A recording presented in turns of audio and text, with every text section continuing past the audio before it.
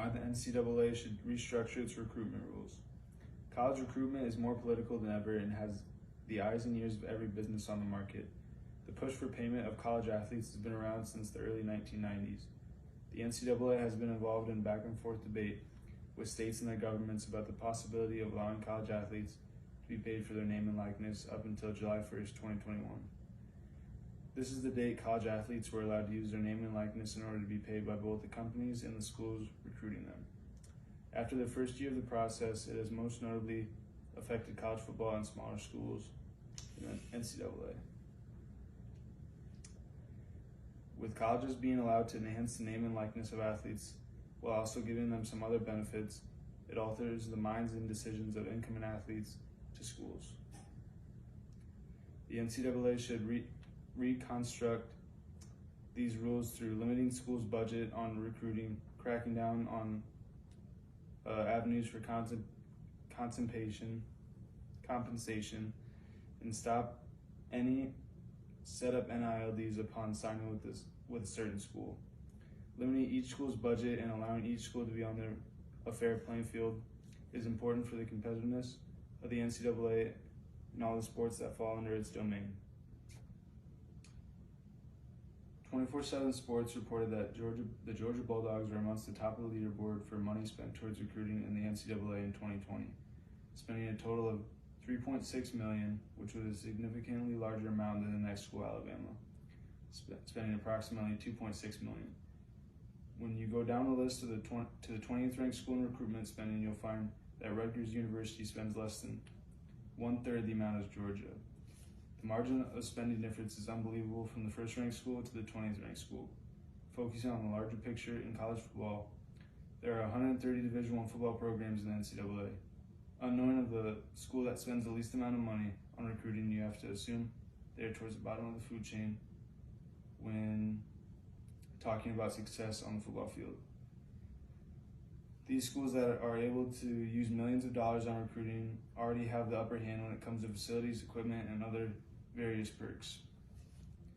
Being able to level the playing field is one aspect for some of the lesser supported schools and programs held the competitiveness of these sports. Making a rule to budget schools to a certain amount of money spending on recruiting won't completely take away from the larger schools, but will help with and allow schools to grow their programs without all the worry of losing potential recruits because of money bias. Next, I feel that the NCAA cracking down on different money avenues for athletes is important because of the potential issues it can run into using unstructured agreements. Before NIL times, the NCAA had trouble controlling deals and arrangement between athletes and individual people willing to sponsor athletes for playing well in games and competitions. I believe that the new rule change in NIL structure should not change that viewing. Allowing athletes to play for money and playing based on performance is a bad mix and something that should not be allowed. Athletes should only be getting contracted agreements to sponsors and companies that are credible and reliable. This ensures their compensation and makes it so they won't get mixed up in bad business. Bad business could be anything from gambling, money laundering, and even poorly structured contracts. TheWeek.com has published an article talking about the scandal that took place at the University of Miami during the years of 2002 to 2010. This scandal involved the used football players and a rich fan that wanted to support these players with various things that involved money.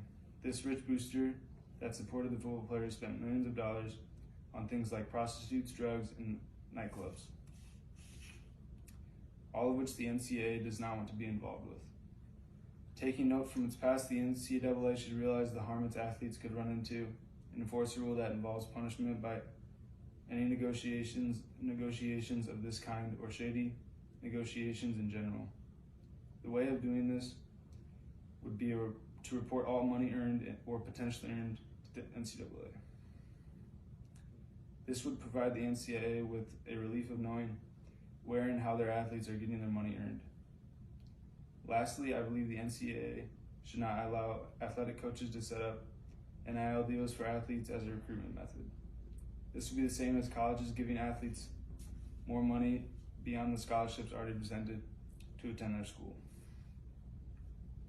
Once again, the bigger the school, the more likely they are to find a bigger sponsorship and have them already give the athlete the money when they sign into college. Although this is a good tactic for recruitment, now that the NIL deals are available to college athletes, it dips into recruiting far too much. Smaller schools would be able to compete with the larger ones, and it holds a big weight on the decision of the athlete. This is already a rule in the new NCAA or NIL policy, but is not approached the right way when it comes to looking at universities. Far too many of these instances have occurred for the NCAA to keep allowing it to happen, and something should be done about it. This violation should be punishable, and punishment enforced not to the athlete, but to the university or program.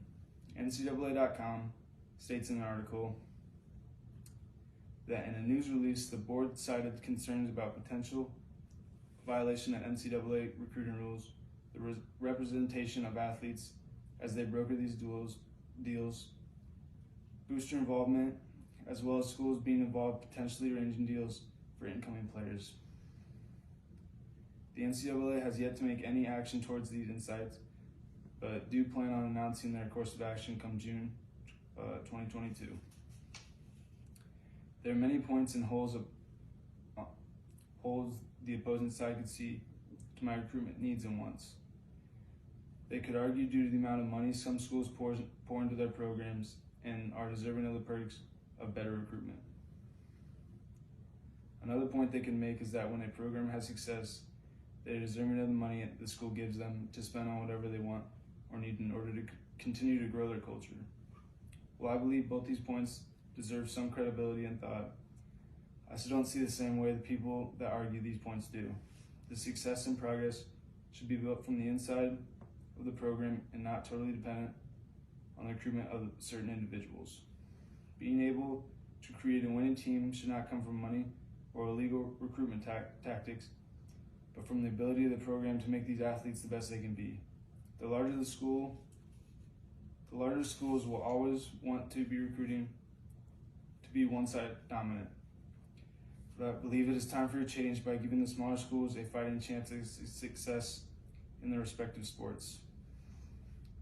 The new NCAA rules that have been applied late 2021 are changing the way schools and programs are doing things, and it will take some adjusting.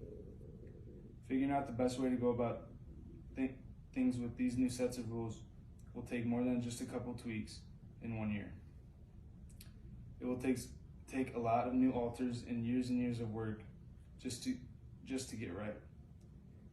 In changing the new rules, I believe the NCAA should limit schools' budgeting on recruiting, crack down on avenues for compensation, and stop setting up NIL deals upon signing with a certain school.